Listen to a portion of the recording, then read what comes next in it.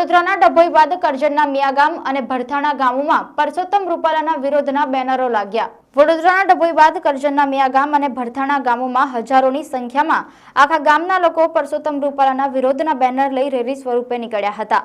કરજણના મિયાગામમાં અંદાજિત 6000 ઉપરાંત વસ્તી ધરાવતું ગામ છે, જેમાં મિયાગામમાં 50% ક્ષત્રિય સમાજની વસ્તી ધરાવે છે। જય ભવાની રૂપાલા હાય હાયના આખા ગામમાં નારા ગુંજી ઉઠ્યા હતા। 22 ભરૂચ લોકસભા વિસ્તારના કરજણ વિધાનસભા વિસ્તારમાં ક્ષત્રિય સમાજ સાથે આખા ગામ મેદાનમાં ઉતર્યા હતા।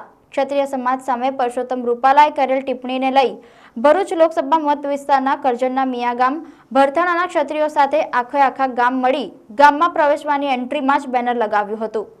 જ્યાં સુધી પરસોત્તમ રૂપાલાની ટિકિટ રદ ન થાય ત્યાં સુધી મિયાગામમાં કોઈ પણ રાજકીય પક્ષોએ પ્રચાર માટે ગામમાં પ્રવેશ કરવો નહીં તેવા લખાણ સાથે બેનરો લગાડ્યા હતા।